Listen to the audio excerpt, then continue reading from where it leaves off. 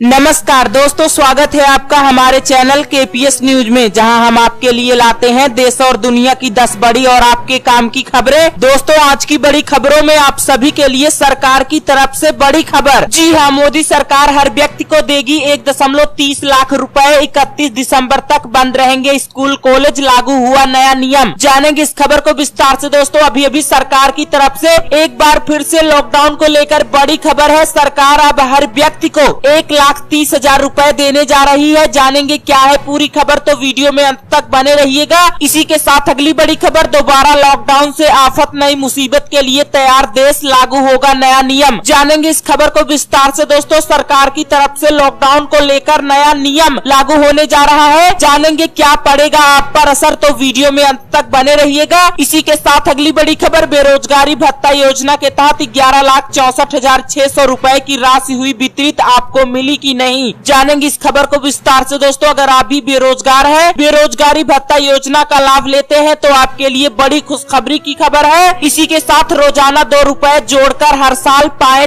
36,000 रुपए, जल्द कराए इस स्कीम में रजिस्ट्रेशन। जानेंगे इस खबर को विस्तार से। दोस्तों, मोदी सरकार की एक योजना है जिसके तहत आप रोजाना 2 रुपए जोड़कर हर साल 36,000 रुपए पा सकते हैं। जानेंगे कैसे उठाएंगे इसका फायदा, तो वीडियो में अंत तक बने रहिएगा। इसी के साथ अगली बड़ी खबर, दिल्ली में कोरोना के बढ़ते मामलों को देख सरकार ने लिया ये बड़ा फैसला, आज रात से होगा लागू। जानेंगे इस खबर को विस्तार से। दोस्तों, अगर आप भी दिल्ली से हैं, तो दिल्ली सरकार ने आप सभी के हित में एक बड़ा फैसला लिया है, जिसे जान लेना आप सभी के लिए बेहद जरूरी है। इसी के साथ थोक मंडी में किसानों को सब्जी के मिलते हैं 8 रुपए, बाजार में पहुंचते ही बिकती है 40 रुपए। जानेंगे इस खबर को विस्तार से। दोस्तों, अगर आप भी किसान हैं, सब्जी बेचते हैं, सब्जी के थोक विक्रेता है, तो ये खबर आपके लिए बेहद जरूरी है। इसी के साथ अगली बड़ी खबर, अगर आपके घर में एक बेटा है, तो उसके लिए सरकार ने एक नई योजना चलाई है। स्वरूपा सहाय योजना का लाभ उठाते ही मिलेगा पैसा, जाने कैसे उठाए फायदा। जानेंगे इस खबर को विस्तार से। दोस्तों, अगर आपके घर में बेटा है, तो ये खबर जरूर देखिएगा। तो दोस्तों, आपके घर में कितने बच्चे हैं, आप कहां के रहने वाले हैं, हमें कमेंट बॉक्स में पूरा ब्यौरा जरूर दे।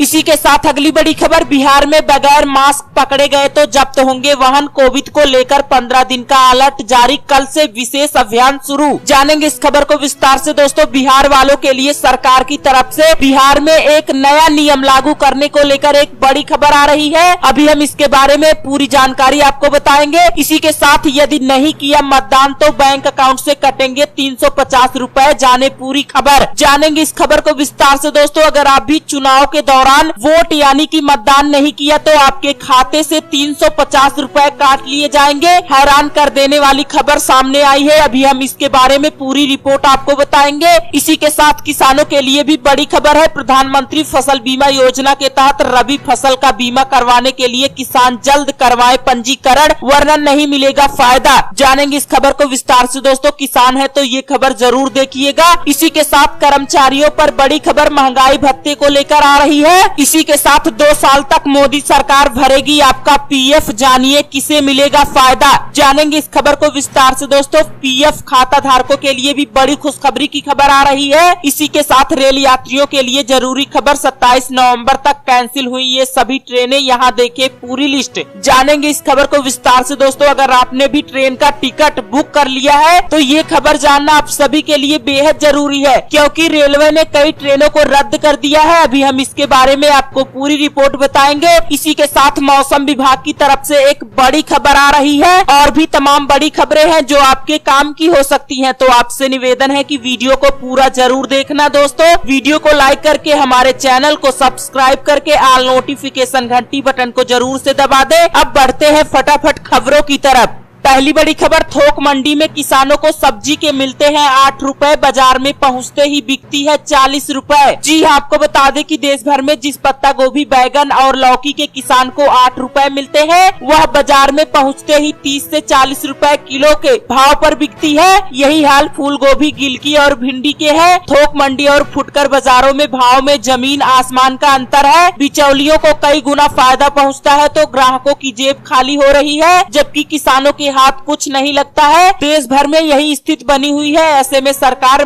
सब्जियों का समर्थन मूल्य लागू करने का विचार कर रही है। इसे लेकर सरकार उद्यानिक विभाग से रिपोर्ट भी मंगाई है। इसके बाद आम उपभोक्ताओं के साथ साथ किसानों को भी राहत मिलेगी। दरअसल मंडियों में बिचौलिए हावी हो जाते हैं। वे किसान की सब्जियों को कम दाम पर खरीदते हैं और फुटकर में बेचने वाले को अधिक कीमत पर देते हैं। बाजार में पहुंचने पर सब्जियां महंगी हो जाती है, क्योंकि फुटकर कारोबारी भाड़ा व मुनाफा भी निकालते हैं। इससे ग्राहकों को सब्जी महंगी ही खरीदनी पड़ती है। आपको बता दें कि भिंडी का थोक भाव 12 रुपए जबकि फुटकर भाव 40 रुपए हो गया है। वहीं बैगन का थोक भाव 8 रुपए जबकि फुटकर में 30 रुपए। किसानों से फूल गोभी 8 रुपए प्रति किलो पर मिलती है, जबकि बाजारों में 40 रुपए प्रति किलो पर बेची जाती है। वहीं पत्ता गोभी का यही हाल है, 8 रुपए प्रति किलोग्राम पर जबकि 30 रुपए बेची जाती है। वहीं शिमला मिर्च 20 रुपए जबकि 60 रुपए प्रति किलोग्राम पर बाजारों में मिलती है, जबकि लौकी का थोक भाव 8 रुपए वहीं फुटकर भाव 30 रुपए प्रति किलोग्राम पर है। इसी तरह अन्य सब्जियों के थोक और फुटकर भाव हैं। अगली बड़ी खबर, दोबारा लॉकडाउन से आफत, नई मुसीबत के लिए तैयार देश, लागू होगा नया नियम। जी हाँ, आपको बता दें कि भारत के तमाम राज्यों में कोरोना महामारी की दूसरी लहर शुरू हो चुकी है। राजधानी दिल्ली इस समय कोरोना की तीसरी लहर से गुजर रही है। देश भर में महामारी से बिगड़ते हालातों को देखते हुए प्रधानमंत्री नरेंद्र मोदी भी आज कुछ राज्यों के मुख्यमंत्रियों से बात कर रहे हैं। ऐसे में कई राज्यों में एक बार फिर से प्रतिबंध यानी कि लॉकडाउन लगाए जाने की चर्चा तेज हो गई है। इस दौरान कुछ राज्यों में प्रशासनिक प्रतिबंध और आंशिक कर्फ्यू लगा दिया गया है। लॉकडाउन लगा तो फिर क्या होगा? जी हाँ, आपको बता दें कि बीते कुछ हफ्तों से कई राज्यों में त्योहार के चलते और उसके बाद भीड़-भाड़ वाली तस्वीरें सामने आई हैं। इन तस्वीरों में सोशल डिस्टेंसिंग के नियम बड़े स्तर पर टूटते हुए नजर आए। इसी कारण कोरोना वायरस के दोबारा संक्रमण तेजी से फैलने का खतरा दिन प्रतिदिन बढ़ता दिखाई दे रहा है। हालातों को देखते हुए सरकार फिर से लॉकडाउन लगाने की बात कह रही है। यदि देश में इस बार फिर लॉकडाउन लगा तो फिर क्या होगा? नवंबर यानी दिवाली और त्योहारों के इस महीने के बीतने के बाद भी बाजारों में जबरदस्त भीड़ नजर आ रही है। साथ ही शादियां और लगने का सीजन शुरू हो गया है, जिसका असर सीधा खरीदारी पर नजर आया है। ऐसे में अब कोरोना के बढ़ते मामलों को देखते हुए अगर देश में नया लॉकडाउन लागू होता है तो देश भर के तमाम ऐसे सेक्टर तबाह हो जाएंगे जो अब तक पटरी पर नहीं आ पाए हैं। ऐसे में अगर डिमांड और सप्लाई प्रभावित होती है तो उसका सीधा प्रभाव अर्थव्यवस्था पर पड़ेगा। इसके साथ ही लोगों की आय और व्यय का हिसाब किताब भी पूरी तरह से बिगड़ जाएगा। हालांकि अभी सरकार चर्चा कर रही है, इसकी कोई घोषणा नहीं हुई है। जल्दी सरकार फैसला लेती है किन किन राज्यों में फिर से पूरी तरह से लॉकडाउन लगेगा।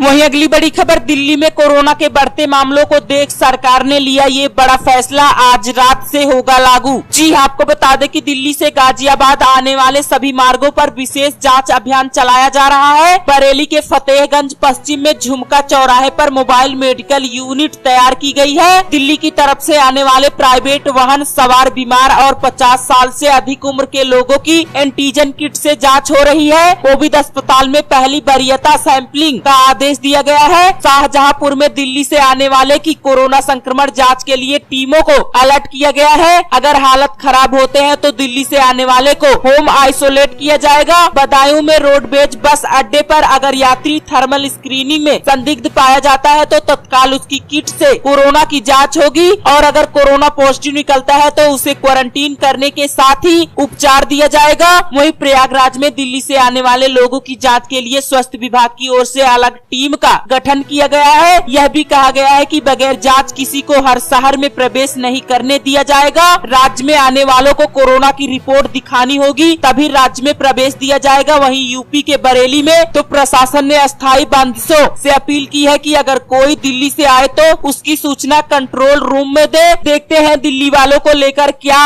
एहतियाती बरते जा रहे हैं। दिल्ली से सटे गाजियाबाद, हरियाणा व नोएडा में भी बॉर्डर के पास कोरोना की जाँच तेज हो गई है। सभी प्रमुख प्रवेश मार्गों पर लोगों की रैंडम जांच की जा रही है। यही नहीं, छोटे छोटे प्रवेश मार्गों को बंद कर दिया गया है। दरअसल गाजियाबाद, नोएडा और हरियाणा के हजारों लोग हर दिन दिल्ली आते जाते रहते हैं। इसके चलते इन जिलों के प्रशासन ने दिल्ली से आने वाले पर निगरानी कड़ी कर दी है। वहीं अगली बड़ी खबर, बेरोजगारी भत्ता योजना के तहत 11,64,600 रुपए की राशि हुई जारी, जाने आपको मिली या नहीं। जी हाँ, आपको बता दें कि बेरोजगारी भत्ता योजना के तहत राज्य सरकार द्वारा पात्र बेरोजगारों को सहायता राशि प्रदान की जाती है। सरकार ने कहा कि दीक्षित बेरोजगार युवाओं को सरकार की ओर से हम हर महीने बेरोजगारी भत्ता सहायता राशि के रूप में देते हैं। उन्होंने कहा कि जिलों में साधारण बेरोजगारी भत्ता योजना के अंतर्गत पिछले 28 अक्टूबर तक पिछली तिमाही में कुल 3,40,000 बेरोजगार युवाओं को 11,64,600 रुपए की राशि वितरित की गई है। योजना के तहत जिला के बरहवी पास 2,40,000 बेरोजगार युवाओं को 55,26,000 रुपए तथा 136 स्नातक और स्नातकोत्तर युवाओं को 61,20,000 रुपए की राशि साधारण बेरोजगारी भत्ता योजना के तहत दी जा चुकी है। उपायुक्त ने कहा कि इसी प्रकार सितंबर 2020 के सक्षम युवा योजना के अंतर्गत 61,62,000 स्नातक और स्नातकोत्तर युवाओं को सक्षम योजना के तहत मानदेय के रूप में 1,59,59,426 रुपए की राशि वितरित की जा चुकी है। वहीं अगली बड़ी खबर, रोजाना 2 रुपए जोड़कर हर साल पाए 36,000 रुपए, जल्द कराएं इस स्कीम में रजिस्ट्रेशन। जी हाँ, आपको बता दें कि अगर आपकी कमाई 15,000 रुपए से कम है और आपने अब तक रिटायरमेंट बाद के लिए कोई प्लानिंग नहीं की है तो चिंता करने की जरूरत नहीं है। मोदी सरकार की प्रधानमंत्री श्रम योगी मानधन योजना पेंशन स्कीम आपकी मदद कर सकती है। इसमें आपको 60 साल के बाद हर साल 36,000 रुपए पेंशन मिलेगी। इस स्कीम का लाभ लेने के लिए 18 से 40 साल की उम्र के लोग जुड़ सकते हैं। 2 रुपए रोज बचाकर पा सकते हैं यह फायदा। जी हाँ, आपको बता दें कि इस योजना में अलग अलग उम्र के हिसाब से 55 रुपए से 200 रुपए मंथली योगदान का प्रावधान है। अगर कोई कर्मचारी 18 साल का है तो वह प्रधानमंत्री श्रम योगी मानधन योजना में हर महीने 55 रुपए जमा करे तो एक दिन लिहाजा से देखे तो यह करीब 2 रुपए होगा। गौर रहे कि उम्र ज्यादा होने पर अंशदान में मामूली बढ़ोतरी भी होती रहती है। किसी की उम्र 29 साल है तो इस योजना में पेंशन पाने के लिए 60 साल की उम्र तक हर महीने 100 रुपए जमा करने होंगे। वहीं 30 साल वालों को 100 रुपए और 40 साल वालों को 200 रुपए योगदान देना होगा। जितना योगदान खाता धारक का होगा सरकार भी अपनी ओर से उतना ही योगदान करेगी। कैसे कराएं रजिस्ट्रेशन? जी हाँ, आपको बता दें कि इसके लिए आपके पास आधार कार्ड और बचत खाता, जनधन खाता, IFSC कोड के साथ जरूरी है। साथ ही अपना एक मोबाइल नंबर भी प्रधानमंत्री श्रम योगी मानधन पेंशन योजना में रजिस्ट्रेशन के लिए पास के CSC सेंटर पर जाना होगा। इसके बाद आप वहां आधार कार्ड और बचत खाता या जनधन खाता जो भी उसकी जानकारी IFSC कोड के साथ देनी होगी। प्रूफ के तौर पर पासबुक, चेकबुक या बैंक स्टेटमेंट दिखा सकते हैं। खाता खोलते समय भी आन नामनी भी दर्ज करा सकते हैं। एक बार आपकी डिटेल कंप्यूटर में दर्ज होने के बाद मंथली कंट्रीब्यूशन की जानकारी खुद मिल जाएगी। इसके बाद आप अपना शुरुआती योगदान कैश के रूप में देना होगा। इसके बाद आपका खाता खुल जाएगा और श्रम योगी कार्ड मिल जाएगा। आप इस योजना की जानकारी helpline number 180026768888 toll free number पर ले सकते हैं। वहीं अगली बड़ी खबर, अब 21 साल का बेटा हो तो भी मिल रहा है स्वरूपा सहाय योजना का लाभ, जाने कितना मिलेगा पैसा। जी हाँ, आपको बता दें कि गुजरात सरकार की ओर से हाल ही में जारी प्रेस विज्ञप्ति में बताया गया है कि सरकार की ओर से प्रतिमाह गंगा स्वरूपा सहाय योजना के अंतर्गत 1,250 रुपए की पेंशन प्रतिमाह विधवा बहनों को दिया जाता है। इस योजना में अब परिवर्तन किया गया है। जिन विधवा महिलाओं के बेटे की उम्र 21 साल है उसे भी इस योजना का लाभ मिल रहा है। सूरत जिला महिला और बाल अधिकारी ने इस बारे में जानकारी देते हुए बताया कि सूरत जिले में अक्टूबर 2020 में 36,384 गंगा स्वरूपा बहनों को प्रतिमाह 1,250 रुपए के अनुसार 4.04 करोड़ रुपए सहित 8.58 करोड़ रुपए की मदद दी गई, जो कि सीधे उनके बैंक अकाउंट में ट्रांसफर किए गए थे। इस योजना में परिवर्तन के बाद अब जिन विधवा बहनों के 21 वर्षीय बेटे होंगे उन्हें भी इस योजना का लाभ मिलेगा, जिससे कि अब कुल 36,384 महिलाओं को यह लाभ मिलेगा, जो कि मार्च 2019 में 12,560 तक थी। ऐसे में विधवा महिलाओं को सरकार ने बड़ा तोहफा दिया है। वहीं अगली बड़ी खबर, मोदी सरकार हर व्यक्ति को देगी 1,30,000 रुपए। 31 दिसंबर तक बंद रहेंगे स्कूल कॉलेज, लागू हुआ नया नियम। जी हाँ, आपको बता दें कि कोरोना काल में सोशल मीडिया खासकर व्हाट्सएप पर तमाम तरह की खबरें चल रही हैं। इसमें तरह तरह के दावे किए जाते हैं। इसमें कुछ खबरें सही होती है तो कुछ का कोई आधार नहीं होता है। ऐसे में आम लोग काफी कंफ्यूज हो जाते हैं किस खबर पर भरोसा करें और किस पर नहीं। इसी बीच व्हाट्सएप पर एक ऐसा मैसेज सर्कुलेट हो रहा है जिसमें दावा किया जा रहा है कि सरकार 18 साल से अधिक उम्र के सभी नागरिकों को कोरोना फंडिंग करने जा रही है। इसके तहत उन्हें 1,30,000 रुपए दिए जाएंगे, लेकिन सरकार ने पीबीआई के जरिए ट्वीट कर इस खबर को गलत बताया। इससे पहले भी कई मैसेज वायरल हो रहे हैं। एक ऐसे ही मैसेज दावा किया गया है कि केंद्रीय गृह मंत्रालय ने कोरोना के मामलों को संभावित वृद्धि देखते हुए देश भर में स्कूल और कॉलेज को 31 दिसंबर तक बंद रखने का आदेश दिया है। इस खबर को भी पीबीआई ने फर्जी बताया है। ठीक इसी तरह एक दिन पहले एक और मैसेज वायरल हुआ था कि जो लोग 2024 में आम चुनाव में वोट नहीं डालेंगे उनके खाते से चुनाव आयोग 350 रुपए काट लेगा। ये खबर भी फर्जी है। ऐसे मैसेजेस ने आम लोगों को परेशान कर दिया है। अभी कल ही एक और मैसेज वायरल हो रहा है। इंटरनेट पर चलने वाले ऐसे सभी खबरें सही नहीं होती है। एक खबर में दावा किया गया है कि देश में 1 दिसंबर से सभी ट्रेनों का परिचालन एक बार फिर से। इस बारे में व्हाट्सएप और सोशल मीडिया पर एक मैसेज वायरल हो रहा है।